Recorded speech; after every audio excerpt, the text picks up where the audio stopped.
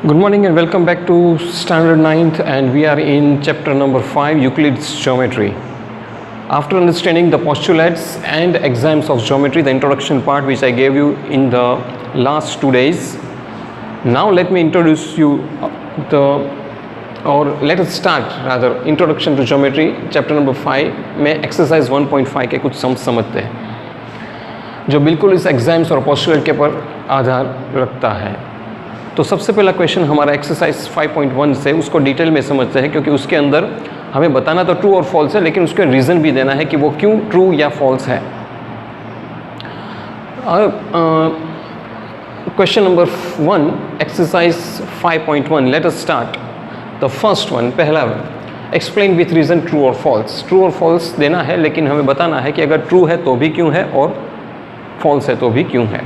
The first is only one line can pass through a single given point। यहाँ पे ये बताया है कि अगर आपके पास एक सिंगल पॉइंट है, डॉट है, सपोज यहाँ पे, उनका ये कहना है कि इसमें से सिर्फ एक और एक ही लाइन पास हो सकती है। मेरे ख्याल से ये स्टेटमेंट बिल्कुल गलत है, क्योंकि to a given single point we can draw या indefinitely many line can pass, infinitely many lines can pass। क्योंकि मैं आपको दिखा सकता हूँ, जैसे कि मैंने यहाँ पे पॉइंट किया तो 1 2 3 4 5 6 7 8 9 इस तरह मैं जितना भी चाहूँ उतनी लाइन इसमें से पास करवा सकता हूँ।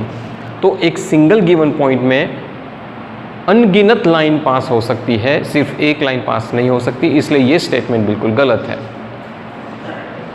Second one, there are an infinite lines which can pass through two distinct points.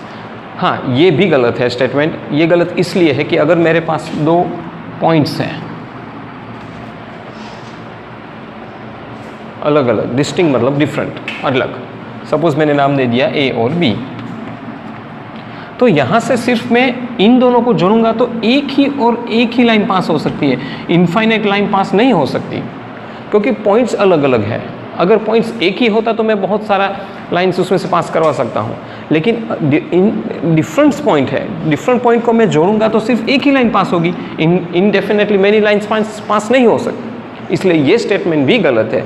We can pass only one and one line, इन दोनों पॉइंट से तो मैं सिर्फ एक ही लाइन बना सकता हूँ, जो मैंने आपको यहाँ करके भी दिखाया। Now third one, uh terminated line can be produce indefinitely on both the sides. This statement is true. Terminated line का मैंने इंट्रोडक्शन पार्ट में समझाया था, it is nothing but a line segment या it's a part of a line. तो इनका ये कहना है कि कोई लाइन सेगमेंट हो, उनको मैं दोनों साइड से जितना भी चाहूँ खींच सकता हूँ। ये बिल्कुल सही है, क्योंकि मैं कोई लाइन या पार्ट ऑफ ए लाइन को जितनी भी बड़ी मेजरमेंट की बनाना चाहता हूँ बना सकता हूँ। मैं 5 इंच की बना सकता हूँ, मैं 12 इंचेस की बना सकता हूँ, मैं 50 इंचेस की बना सकता हूँ, मैं जितना भी मेजरमेंट का बनाना चाहता हूँ बना सकता हूँ। Okay, it is true. तो ये स्टेटमेंट ट्रू है। If two circles are equal then they are radii are equal. दो सर्कल्स इक्वल है तो अगर आप यूक्लिड का वो एग्जाम्स याद करो, कोइंसाइड वाला, कि दो सर्कल इक्वल है तो एक सर्कल के ऊपर मैं दूसरा सर्कल रखूँगा तो उनका रेडी और सेंटर पॉइंट सेम आएगा। जो नीचे वाला सर्कल है उसके ऊपर ही ऊपर वाला सर्कल का सेंटर पॉइंट बैठ जाएगा, और जो रेडियस है वो भी उसके ऊपर ठीक आ जाएगा। तो according to the Euclid's axiom this statement is exactly true and एकदम सही है। और दूसरी बात मैं बताऊँ कि सर्कल्स अगर इक्वल होंगे, सर्कल बनते हैं फिक्स रेडियस से, मैं कोई भी रेडियस का सर्कल बना सकता हूँ। और अगर मैं इसको दूसरी तरफ से आपको बताऊँ कि मैंने एक 5 सेंटीमीटर रेडियस का सर्कल बनाया है और दूसरा भी 5 सेंटीमीटर रेडियस का सर्कल बनाया है, तो एक सर्कल के ऊपर दूसरा सर्कल में लगाऊँ तो वो कोइंसाइड ही करेगा। इसलिए अगर दो सर्कल इक्वल है तो उनके रेडियस और सेंटर पॉइंट सेम ही होने चाहिए, इक्वल ही होने चाहिए। So this statement is also true. And the last one now, यहाँ पे जो 3 अलग अलग लाइन सेगमेंट्स दी है या तो टर्मिनेटेड लाइंस दी है अकॉर्डिंग टू यूक्लिड। एक है ए बी, दूसरा है पी क्यू और तीसरा है एक्स वाई। और तीनों लाइन इक्वल मेजरमेंट की है, तीनों line segment rather, not line but it is line segment, वो इक्वल मेजरमेंट की है।